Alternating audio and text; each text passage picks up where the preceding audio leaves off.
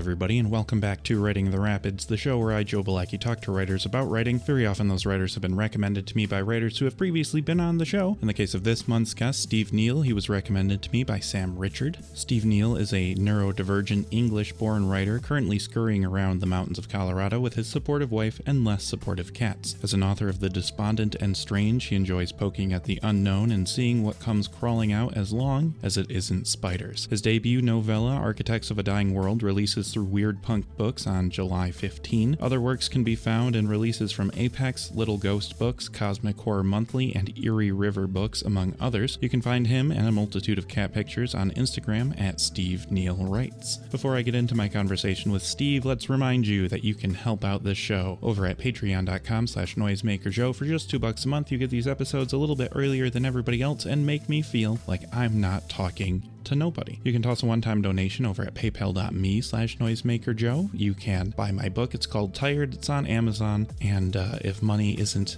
something you have to give, tell 2 friends about the show. Like, comment, subscribe, and repost wherever you can, whenever you can. That is just as appreciated. Now, without further ado, let's get into my conversation with Steve. I want to talk about the pre-life of this book, because I found your Substack as I was digging into you a little bit the other day, doing my due diligence research and everything, and you had a rough road. You had a publisher, and then the publisher disappeared, which seems kind of like a indie lit rite of passage. At some point, this is going to happen to most of us. And I think you even said in one of those Substack articles, like, I think it's time for me to just like let this one go. And obviously it like must have been kind of like at the last moment Sam got back to you. So talk about that a little bit. Yeah, so I lost my publisher in 25, right before it was supposed to come out.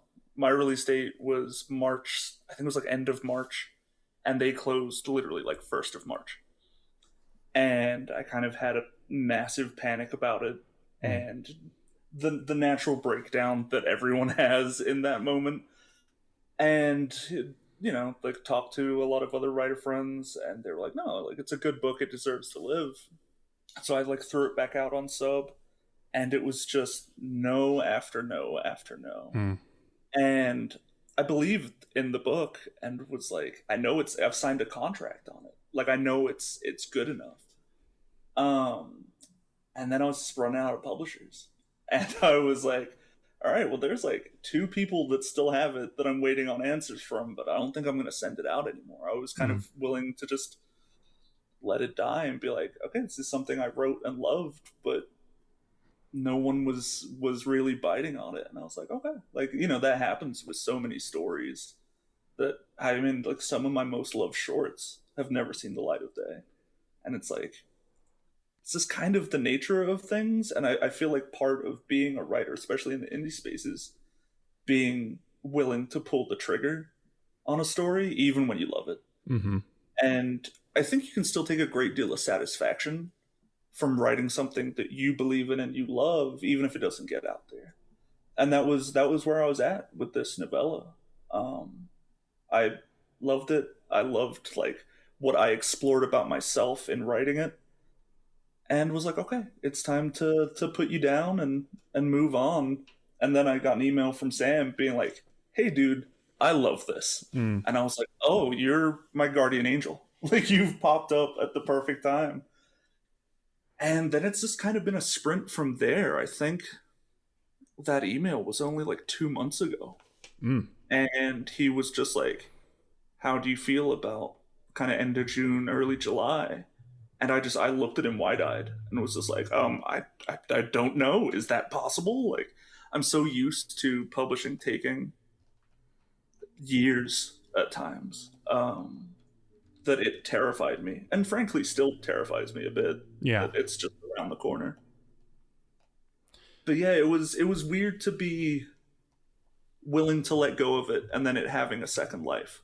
It's put me in a really weird space in it, and it renewed my faith in it as well. Of just being like, okay, yeah, you are good, you know. Yeah, two yeses is a lot more than a lot of people get on their books. So Yeah, it's a weird place to be in, to sign a contract on a piece of long fiction and like have go through edits, do all of that stuff, and then slowly stop hearing from your publisher and reaching out to other people signed to them, and they're like, yeah, I'm not hearing from them much either, and kind of seeing the writing on the wall. But yeah, as you said, it's kind of a rite of passage. I think most of us have gone through this awful thing of being like, oh, I had my hopes up, and they got pulled out from under me. Yeah, I mean, it's kind of a meme at this point where you're like, happy birthday, baby, and you show the submittable thing, and it's like, this has been 8 years and no response on this story submission or whatever. But yeah, like the fact that you signed a contract on it too is wild. And just like a bummer, and like, I don't know, I didn't know anything about the press that you had mentioned that it was signed to, so I don't, I have seen people like rug pull in almost a scammy sort of way, and then I've seen people just kind of get clobbered by the world and have presses fail because of that. So I mean, either way, it doesn't matter to me. I don't need more people to be mad at or feel sorry for. Either way, right? I've noticed also that the name changed. The printout I have is To Love a Dying World, but this will be released as Architects of a Dying World. It's interesting to me, the tonal shift that title change makes in my brain. Yeah, it's so the reason it happened is a little silly. Little like inside baseball. It was Sam saying, hey, I've got a lot of titles at Weird Punk with love in the title. Do you want to change it? He's like, it's fine if you don't, but if you do, I'd appreciate it personally. And I kind of sat down with it, and I was thinking about what the story is and what it meant to me at the time of writing it versus what it means to me now. And I think at the time of writing it, I was so focused on the internal meaning, and the internal meaning like toward the protagonist and how she feels kind of moving throughout all this chaos. And I think over time it's switched to where my focus on, when I think about the story, is on all the other people, all the people causing violence and all this, and what they're feeling while all of this is going on. And so much of it to me is about the anger that every human should feel about what we've done to the world. And we're the architects of it. We have no one to blame but ourselves. And I think that's why I really got behind the change of the title, and was just, I think it's just how it's changed meaning to me over time. And I think it's also how I look at the world as well. As opposed to looking internally about everything that's going on, I'm looking a lot more externally and expecting people to be a little madder than they are. That's an interesting point. Expecting people to be madder than they are. Or just, for me, it's almost like mad in the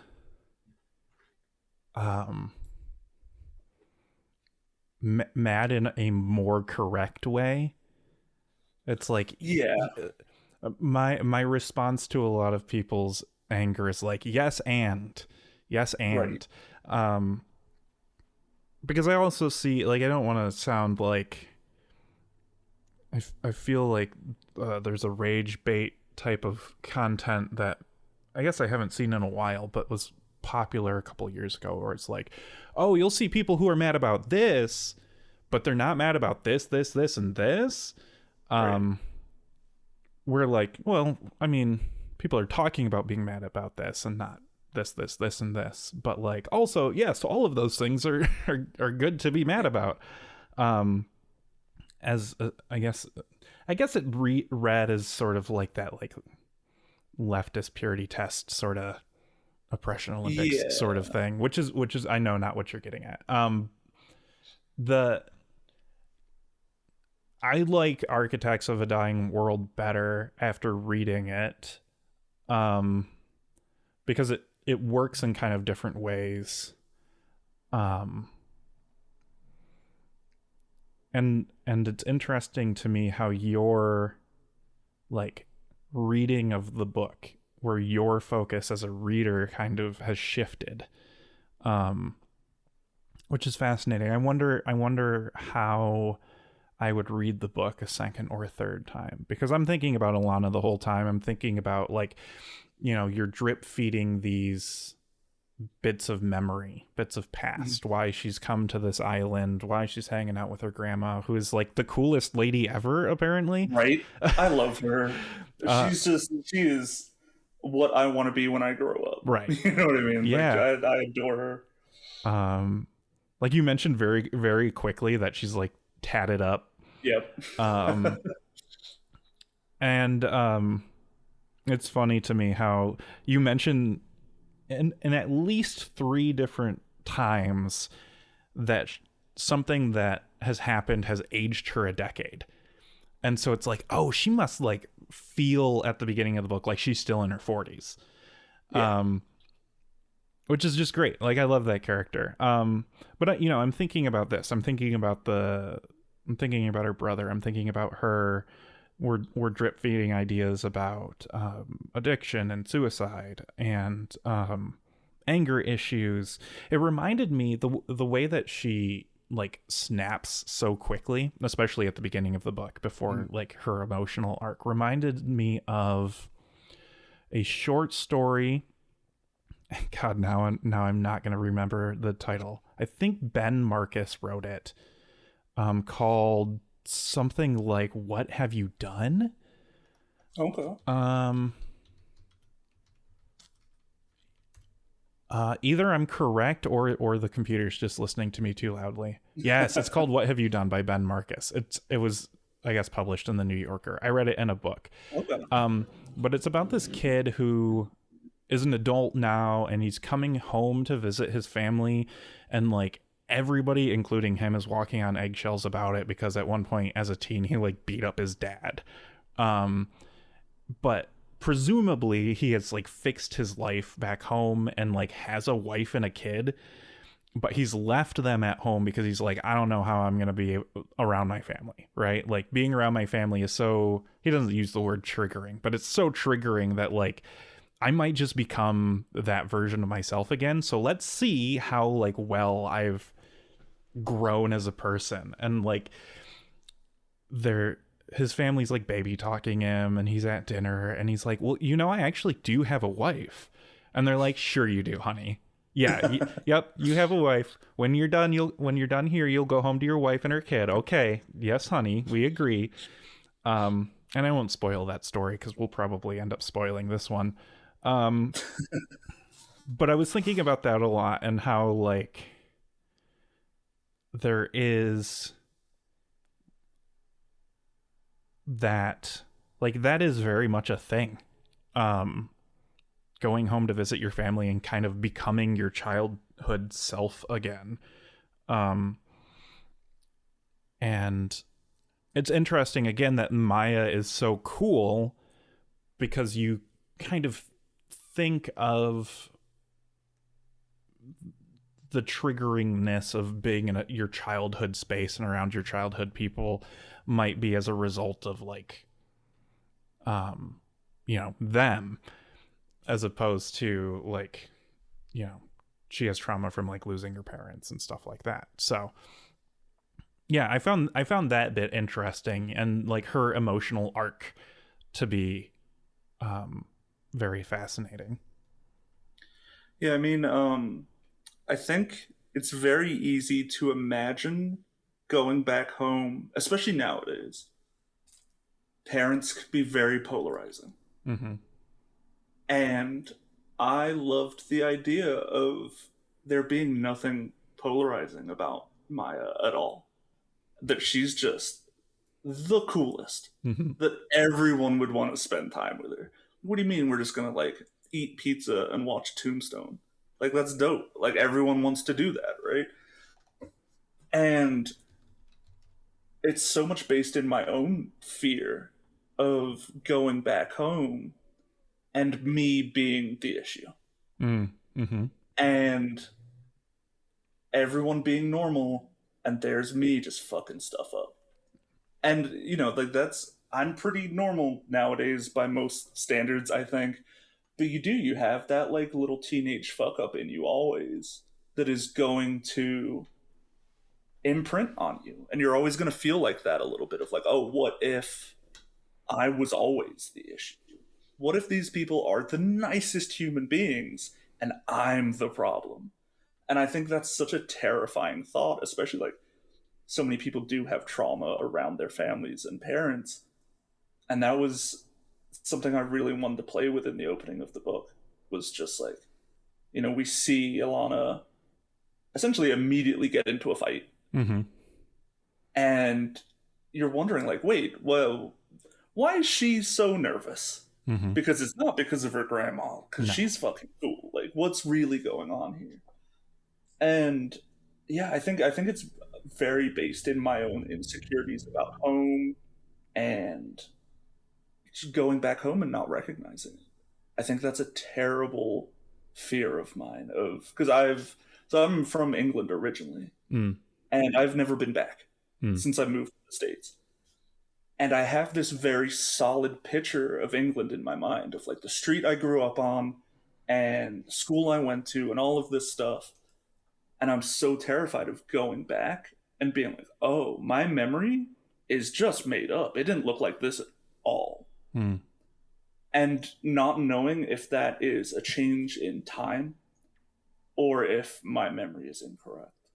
And to me, that was the very like bottom line basis of the book, like where I started with was that like discomfort in myself. Because I hate not knowing. And I hate not knowing if it's my memory, if it's the world. Like it's impossible to tell where the disconnect is. Mm-hmm. That just terrified me. And so putting her there around all of this uncertainty became so natural from a narrative point of view. Mm-hmm. How long did you live there versus how long you've lived over here? So I moved to the States when I was like 14, 15. Okay. So I'm 38 now. So okay. I've been here longer. Mm-hmm. And yeah, still never been back. And that there is still this massive question of like, what is England if I go back? Mm-hmm. What's waiting for me there? Do I fit in there? Is that my home country? Is this my home country? There's a lot of just complete uncertainty around the subject. And I think a lot of that comes through in the book, of just the constant anxiety of not knowing where you fit, especially around family. Right. Yeah. And I mean, there's been a lot of ink spilt about the idea of like not really being able to go home. Right. There's that sociological concept of like fossilized culture too. Right. Where like second generation kids note this a lot, where they're like, my Indian parents taught me this about India. Then I grew up and I went to India and everyone's like, what are you doing? Yeah. What are you talking about? And like, that's fascinating to me. Or there's like, apparently, I didn't even see the video. I just saw someone commenting on it. Like all the Scottish people doing their parade in Boston and the Bostonians being like, this is what our culture is. Yeah. I had no idea. Yeah. It's been very fun to watch that stuff. And it's been comforting for me to some degree to be like, okay, that little island is still what I remember it to be to some extent. Like they're still silly and drunk and the chaos is mostly fun, Mm-hmm. you know. But yeah, there is that real disconnect of, you know, and you talk about like second generation. I have those experiences firsthand, and I still don't know whether I believe them or not. Mm. And that's, you know, it has been when it's been over 2 decades, there is a real uncertainty of Mm-hmm. how much is my memory being clouded with time Mm-hmm. versus like this is how it really was. Well, and there's been like big, real, noticeable political changes. But yeah, I was at a goth rock show a couple years ago, and there was a British guy there who was probably in his 60s. I was standing in line to talk to the musicians, and he was behind me having a conversation with the people behind him, and he was talking about how he moved here a couple years before Brexit. And then Brexit happened, and he had like this whole like crisis of like, I'm never going home. yeah, That's crazy. And so obviously his experience is different than yours. But like also, yeah, like, you know, when I go back to the suburbs where I was raised across town, like it is different.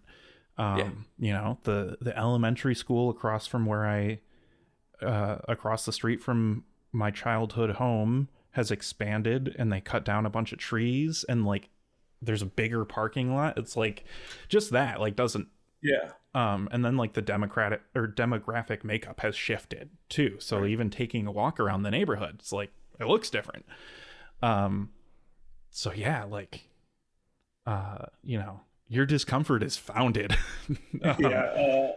And I certainly relate to the Brexit thing. That was a huge crisis of self and identity. Mm-hmm. And going, oh, like that my home country isn't the home country I thought it was. Mm-hmm. And that's not to say I ever put England on a pedestal. Sure. We all know very well what England has done and is capable of on the global scale. And so I never had like great pride in my nation. But to see the populace vote to completely isolate ourselves solely on the fear of immigration and losing, like the idea of like losing cultural identity to what they were classifying as invaders was batshit insane to me. And I was just like, I don't know where I belong. I don't belong to England anymore. Like I clearly have a huge difference in opinion to the populace. So I don't feel English anymore. And I was like, I don't feel American either, because Donald Trump got elected, like a couple months after Brexit or whatever it was? Yeah. Like it was very much like back to back. And I was just like, where do I belong? Like where are my roots? Where's my home? And I think that's something I still haven't really figured out. And it's weird from a logistical point of view too, like with Brexit, because I went from having an EU passport that allowed me to live and work anywhere in Europe. Yeah. Which is great. Like that's a huge privilege just to be like, oh yeah, I can go to Spain tomorrow and work there. No problems, no questions asked, no visas, just go. To now, my passport's worthless basically. And yeah, it threw everything into disarray, and I think that's probably where like a lot of this story started ruminating, and the general emotions around it started popping up. Yeah, I want to speak to your point about kind of like rootlessness, because that's something I have thought about a lot, and think about a lot now with I think maybe less consternation. But like, you know, the idea of being a white American is weird. And my family primarily comes from Poland and Hungary. And I gotta tell you, dude, I ain't never going to Poland or Hungary. Like, fair. Yeah. The political situations there are uncomfy. The languages are both way too hard for me to learn, so I'm never like going back to where I came from. Right. and depending on which like grandparent you're talking about, I'm like third or fourth generation. So I'm like not, it's not like I can trace my lineage back to Plymouth Rock or anything, but like I'm also solidly American. But like that doesn't feel fun to like want to be, as a person who's even remotely woke. Like it's like, I don't want to be. Yeah. Like, I never wanted to do the Pledge of Allegiance in school. Like, even before I knew anything, I was like, I don't know, guys. Yeah. So, like, that's a very real frustration and discomfort of being like, what am I even supposed to do? And, like, there's the whole, like, kind of paradox of whiteness thing, too, where it's like, whiteness isn't real, but the effects that people who believe it's real have had on you and other people is something real that you also have to claim, but you can't try to. I won't say can't, because that's not true. There's really no point. There's no good reason to try to like make whiteness into something. With one exception. Which is the remember who you are white boy meme, where it's just repackaged older brother core. I don't know if you've seen any of these reels, but it's like it's often like a white woman or a black guy being like begging white boys to get off of the manosphere and remember the ancient texts, and then it's clips of like Linkin Park concerts and motocross and like the Xbox logo and Mountain Dew. Like there was this flash in the pan moment very briefly on social media where people were like, what if we tell them that there is white male culture and what it is you in the basement playing video games? Or if you're coming outside, you better have a skateboard and have fun tricks to do for us. But yeah, so it's like, okay, well, what do I do? Right? Like the answer I've come to is like, okay, well, I guess I am the start of a new ancestry. I am going to make something that my children and children's children can be proud of and build off of. And what that is, I haven't gotten there yet. I'm only in my 30s, so we'll figure it out. But like there is this like I talked years ago to David Leo Rice about the idea that we're in a sort of post-secular age where it's like we're not necessarily becoming more religious or more spiritual, but we're kind of done with the like diet cosmic pessimism of like Dawkins, right? And like proto debate bro YouTubers. Like we're kind of done with that whole like, I ain't going to church, mom, I'm an atheist sort of spirituality. And that in my brain kind of meshes with this like idea of like I refused to have been made rootless. And I also don't necessarily just want to go like full turbo Slav because that's just LARPing. Right? Just like full tracksuit. Yeah. I had someone on, I can't remember who it was, I'm sorry, who's Polish, kind of like you, born in Poland, moved to America young, and she lives in Chicago, and she said something like, the people who are the least Polish are the people who are most proud to be Polish in Chicago. And you see that with the Bostonians and the Celtic thing too, right? Where it's just like, oh yeah, my family came over here in the 1800s. I'm very Irish. It's a weird, like American-centric thing of pride in 100 years ago, but not the present. Right. And I certainly understand people having a lot of issues being American right now. Like that's a rough identity to assume.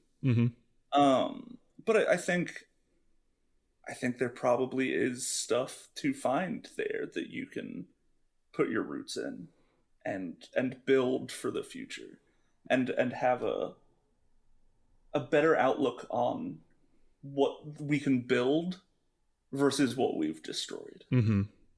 Yeah, we're architects of a dying world. Hey, All comes back around.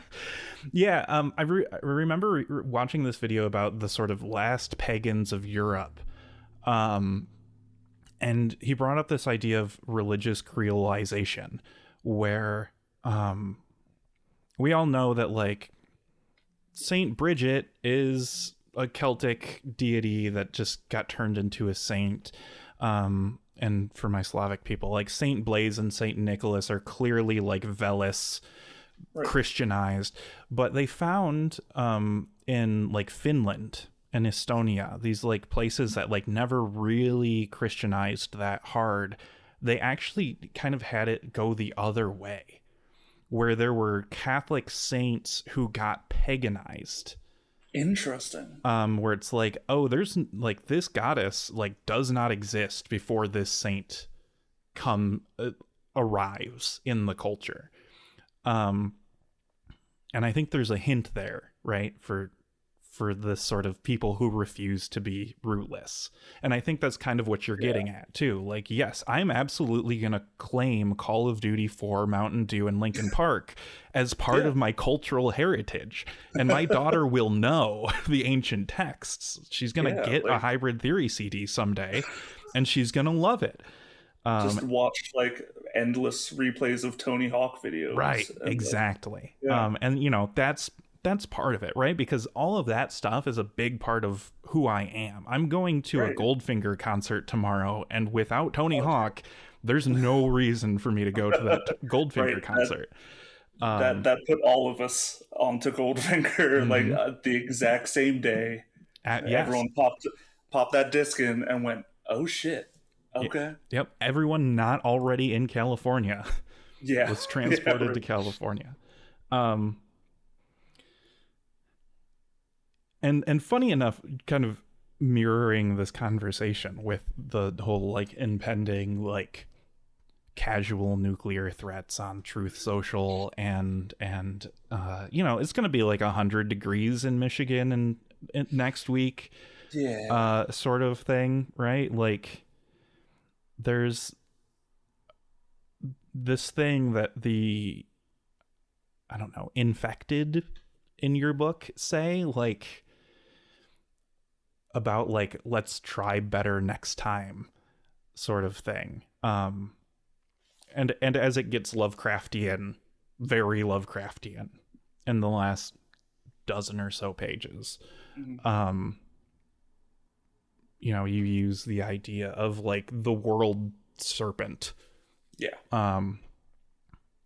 Like there's also this feeling of like, it is kind of silly to be trying to square the past in that very personal way, which I guess also goes back to how you're interacting with the book now, where you're thinking about those other people and not just in Alana's head. That's fascinating to me how we've come around to it is. I think calling them infected is accurate, but I still think of them as very human. And I don't think of them as infected in the sense of the kind of mindlessness that we see from other infected, whether it be like the 28 Days Later kind of infected, or, you know, the more traditional zombie. To me, they're very coherent. And they're scared. And they're being dumb animals, essentially. And I really looked at humans as like, what do we do when we're scared and we're sorry and we feel like we fucked up? A lot of it comes out in anger. And a lot of it comes out in violence. And a lot of people are looking for someone else to blame. And that's why you see at various parts in the book, like these infected are tearing each other apart. Because they just want penance. They just want to find someone to blame and to be like, look what I did. I took this person out. That's my apology. That's how sorry I am for what I've done. And I think there's something very human in that. I mean, we see it all the time of just violence is our go-to a lot of the time. When we're scared, when we're angry, like whatever the emotion may be, if you dial it up enough, humans will turn to violence. And so to me, it is a very like cognizant choice that every member on that coastline is doing. Is that's just they are overwhelmed with this kind of cosmic grief of destroying something that's supposed to be beautiful, and they're reacting violently. Mm. And I guess that it kind of explains why she doesn't go all that violent, because she's done the emotional arc already. Yeah, there is, you know, you see her violence in, you see it flare up. You see the possibility for it early on. But she's been there, and she's dealt with that. And she, you know, there is the aspect that she doesn't get infected, but there's also the aspect that she's dealt with this like emotional millstone that kind of hangs around all of us of the capability of violence. And I think you have to deal with that to some extent if you want to be somewhat functional in a society that is actively trying to piss you off most of the time. Mm-hmm.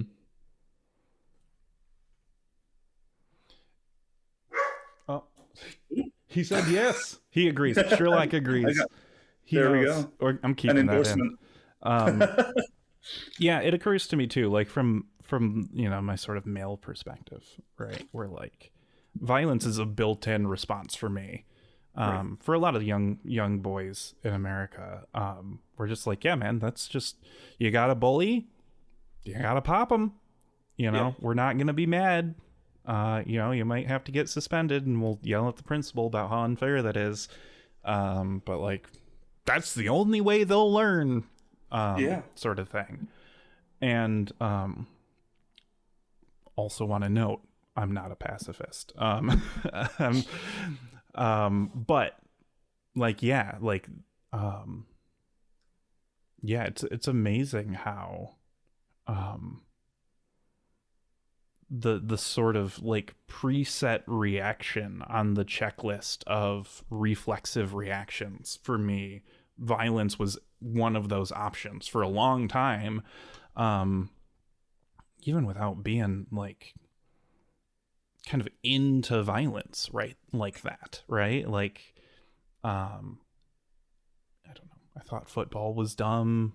I never got into pro wrestling, that sort of thing, right? Like, violence wasn't something I would choose. Like, I would tell you up until like my mid-20s that I'd found action movies boring even. And yet, you know, it's still like in there. Yeah. I was thinking about, okay, so I read the book between Tuesday and Thursday, and on Wednesday I rewatched The Color Out of Space with Nicolas Cage. Oh, okay. And so that colored the the latter half of the book, because I read like almost exactly the first half of the book in one sitting, and then the rest in the next sitting. And I was thinking about how near the end of that movie, the way in which whatever sort of purple madness they're all going through is, I swear to God, I'm not trying to pun all the time, but is colored by like the type of person they are. Nicolas Cage starts slipping into his vampire voice when he's kind of like being overtaken by his father. The hippie dude who's chill and in tune with the earth kind of becomes this vessel for whatever's happening. Similarly, the witch daughter, you know, like has the visions of the city of whatever. And the mother and the son, who are very close, literally merge together in a beautiful body horror puppet. Yeah, that's fantastic. And the pothead brother, something happens to him, I forget. Which again, I'm not being funny. I'm just very, very in tune to the ley lines today, I guess.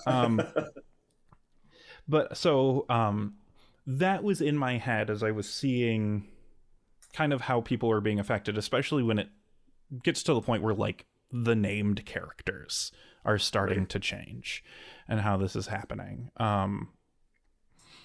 And yeah, that was interesting. I was kind of wondering what literary or filmic references you were pulling from, if any, while writing. There were some weird ones with this. One of them was City of Thieves, which is set in World War II Russia and is about two people getting thrown together to go on a mission, and their mission kind of across the war torn wastelands, and just their emotional connection and how it built throughout that. That played a really big factor for me, even though tonally the books could not be more different and the setting could not be more different. There was something about that combination of character kind of merging together that just really hit with me with this book. And then I weirdly feel like there was some like video game influence, and that like there was a bit of The Last of Us in there. I think I'm really just a sucker for like a good like pairing journey novel or story in general, and so any kind of combination of that really came to play. And then like things like Annihilation, like just Jeff Vandermeer kind of in general, and his general weirdness and like new weird definitely came, and especially with it being in Florida, you're gonna get some of that as well naturally popping up. But so I lived, a lot of it was just like living in Florida though. Like I lived in Florida for I think like 15 years, and so I saw a lot of that change firsthand as well, of like the old really like hippie slow coastal town disappear. And so yeah, it was a weird mix of like real life and just like random literary preference, and then just like my love and hatred for cosmic horror. Okay.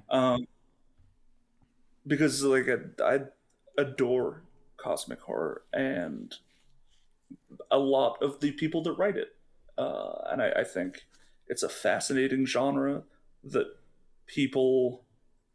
Oh, how can I say this without getting myself in trouble? That people can be a little lazy with at times. And I think the genre is a little too beholden to Lovecraft still to this day. And I try to be a little bit different from that. And as one of my biggest problems with the cosmic horror conventions is the idea of the other being the scary part. And I kind of wanted to flip that on its head with it. It's not the other that we're afraid of, it's the every. It is everybody outside. It's not just like this weird group that we've never seen before. It's your next door neighbor. It's the lady at the grocery store. You know, it is not just like this mythical third party that we don't understand, and it's like a really shitty analog for just like brown people live here now. Like I fucking can't stand that stuff in cosmic horror, and it's still so common. And I don't want to throw shade at like anyone particular, because I think everyone works their ass off. Yeah. But I think it's time for cosmic horror to kind of like evolve a little bit. I think the same thing's been done for about 100 years. Yeah. And so a lot of it was from that too, of being like, I love cosmic horror. How can I play with some of the accepted tropes and just like look at them from a slightly different angle? Yeah. Because, you know, a lot of the like go-to tropes are still there in the book, but I think I'm just looking at them slightly crooked. Yeah, I think that's fair. I think when I think about what you're talking about, where it's like, I like this genre, but like there's some parts that have been under-examined and taken for granted as part of the aesthetic milieu. I like the idea of kind of, rather than running away from those parts, running toward the parts that you do like, right? Because I think perhaps what people who are working in any genre do is they want to make sure that they have the correct like amount of the familiar thing before they put their spin on it. And like, I feel like you can see this in fantasy, where like good fantasy still feels pretty Tolkien. Right. And the fantasy that isn't good is kind of straying away from that too much. I have seen recently I have seen criticisms of a lot of romantasy being like not kind of understanding what Tolkien made and what it is people love about his world that inspired them to then make their own like that, and are instead again, let's not, let's not be too superficially unkind, but like are just saying, all right, it's castles and fairies and there's some orcs and right. Whatever. So like, yeah, I totally get that idea of like, well, what is it about cosmic horror that I like? I like the idea of expanding the other into the every, because yeah, like, if you want to take the Lovecraft quote of like the unknown is the scary thing, it's like the ignored is actually scarier than the unknown, right? And what you're saying is when people are going through this change, it is, the Jungian shadow that is taking over. It is this I don't necessarily think that like emotions can get pent up in this sort of way, but like that sort of pent up emotion, it's like people haven't dealt with the anger and this like underlying climate anxiety that like everyone's got it, even the people who say they don't believe in climate change. Like any Midwest farmer who tells you that climate change is a hoax is also very worried about the amount of rainfall they have been not getting compared to a decade ago. And whatever they think is the cause of it, they're still anxious about it, right? And the idea that these guys are in trouble because they're not getting fertilizer, because a lot of that fertilizer is coming through the Strait of Hormuz, whether or not you're woke to the world, I've said woke twice this episode. This is not even how I normally talk, but whether or not you're aware of the systems, right? Whether like it's still there, the systems are, the gears of the world are still turning.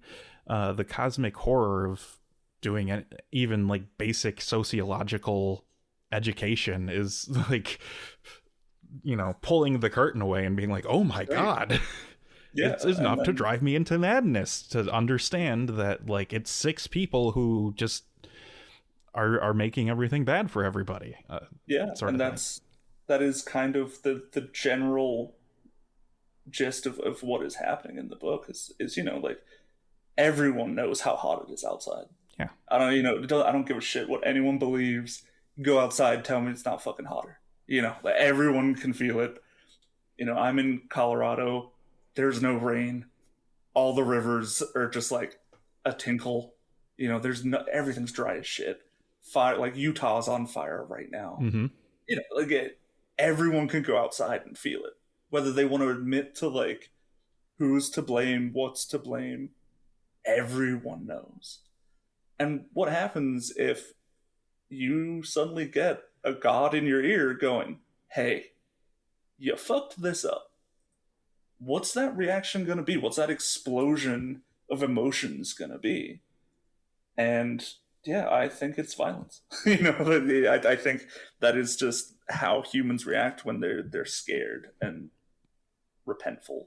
And so I think that's the cosmic stuff that interests me. is because I do love the whole like, oh, we're just ants, we can't possibly comprehend, it makes us go mad. Mm-hmm. Okay, but what if we can comprehend a little bit, Yeah. and what does that do to us, and what are those overwhelming emotions that we will feel if we get that message and can kind of understand what it means. And I think love plays a big part in it, Mm-hmm. because I think love is both beautiful and exceptionally dangerous. Oh yeah. We see people do terrible things in the name of love. We also see them, amazing things. And what does love look like when it's turned up to 10 million? When you're so thankful yet apologetic to this world serpent, to this creator of life. Mm-hmm. You're overwhelmed with the love toward them and the fact that you've let them down. How does that come out? Yeah. And yeah, I think it's just fun stuff to play with. And I hope, obviously I don't read every book. I'm sure other people are playing with cosmic horror and expanding it. But I do want to see a lot more people just like take more emotions and magnify them. Mm-hmm. And kind of really dig into what that would look like. If we suddenly got a huge explosion of sadness, like what does that do to the world? You could amplify any emotion, and it would make humans go absolutely batshit. And I think that's a lens of cosmic horror I want to see more of. And also, like, obviously the eco side of things. Mm-hmm. I'm a huge sucker for, and I think if we look at the world from like an objective point of view, and look at it from like, oh, what if we landed on this planet? It's, completely new to us. We didn't know what was going on. Like, we'd be fucking terrified by lightning. Yeah. You tell me that like electricity just shoots from the sky. That's terrifying. But yeah. we're so used to it. What do you mean there's this giant 4-legged animal with like claws the size of your head just walking around, and you can't see it when it's creeping up on you? Terrifying. But we just go like to the zoo and go, oh, look at the tiger, that's cute. Mm-hmm. There's so much to play with the world. And I think we see a lot more eco horror that does. I just read Root Rot, which was fantastic, and I think that plays with eco horror in a really fun way, and in a way that I've not seen anyone do. And would recommend that to anyone who loves eco horror. But I think there's so much of the world that is weird and terrifying that we should look into a little more and explore.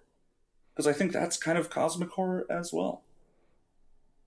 We are part of the cosmos, are we not? Yeah. It's funny to me, you were talking about how, like, lightning, how if you'd never seen it before, it's terrifying. I have a 4-year-old. Like, I am absolutely experiencing secondhand what you're describing. Oh, like, that's super interesting. Especially since, thanks to whatever climate stuff is happening, like, more often than I ever had to as a kid, thunderstorms relate to us having to hide in the basement for a little bit. And for whatever reason, thunderstorms happen more at night, it seems like, and tornadoes doubly so. And so, like, my daughter is not entertained by seeing lightning in the clouds in the same way that I am. And, like, hears thunder and is like, oh, do we need to go hide in the basement now? And it's like, no, dude, like, I can see the sun over there. Like, the storm is way past us. Like, I've, like, as the thunderstorms are kind of off, but you can still see them, I'll, like, take her outside and we'll sit on the porch swing and be like, all right, this is what it is, and like, it helps in the moment. We can get her back to sleep, but, like, very much, like, it doesn't matter how many times I show her that episode of Magic School Bus about how thunderstorms work. Like, it's still scary to her and will continue to be scary to her for a while, I think. Yeah. I remember when she was 2, we found a house centipede that had made its way up to the main floor of the house, and I captured it in a glass cup and slipped the paper underneath it and was like, hey, come look at this. And she ran away. Like, you know, she's 2. She has no concept for like, oh, bugs are scary, whatever. Like, it is a primordial, this thing is weird. I need to get the fuck away from it. That was so fascinating to me because, like, for everything else, we had to like teach her to be afraid of like the edge of the stairs or the edge of the couch or the corner of this table, or don't pull the dog's tail. Like, all of these very real dangers. Don't put your fingers in the outlets, that type of stuff. Like, you have to teach her, but you show her a house centipede, which is harmless and is actually very nice. It's very good to have those in your house because they eat stuff that are not nice to have in the house. She's immediately lizard brain kicked in and like barricaded herself in a corner with toys. I was like, get that away. So yeah, it's interesting to just to see what you're saying. And as you were talking, I was like, yeah, you know, writers should hang out with kids more, and I'm actually not going to recommend that. Don't. I won't put my stamp on that either. Don't simply hang out with kids more. Build a good relationship with your younger cousins and your nieces and nephews. Get the appropriate training and become a court-appointed special advocate. Like, do something. Like, for the benefit of children. But don't just go to random kids. But don't and start scaring them. Maybe as a writer in your 20s or 30s, don't just like hang out at the park by yourself. Maybe don't. No, that's gonna get people in trouble. Yeah. So I won't say that, but being able to see the world through the eyes of a child is, I think that's a very important thing to be able to do for horror writers. Because I think you know, we talk about like the sort of like, oh yeah, man is just kind of naturally afraid of X, Y, and Z sort of thing. But to maybe like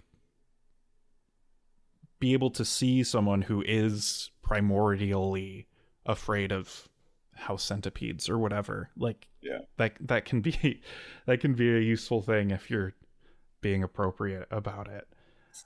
I think to some degree all creatives are kind of big kids. Mm-hmm. I think all of us kind of hold on to something childlike that a lot of people lose. And I think that's kind of the gift, right? Of being able to look at the world and look at it through a lens other than our own. And look at it from different angles and be like, wait, why is this terrifying? Like, why is this moss that is creeping just constantly through this wood, why is that terrifying? It's like, well, we're kind of unsettled by something that is just sweeping across nature and is just claiming it all for itself. Like, there's something inside of us that just goes like, oh, that's creepy. And I think it is the blessing of being imaginative or creative that we can look at the world through that lens and be like, oh, that's weird, or that's cool, or that's, you know, whatever your kind of like predilection to that stuff is. I think having like a bit of childlike glee and curiosity kind of keeps us writing, or making art in any form. It doesn't have to be writing. I think holding on to that kind of gives us that superpower.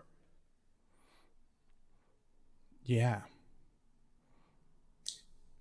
I like that. I'm sitting with it. I'm vibing. I'm marinating.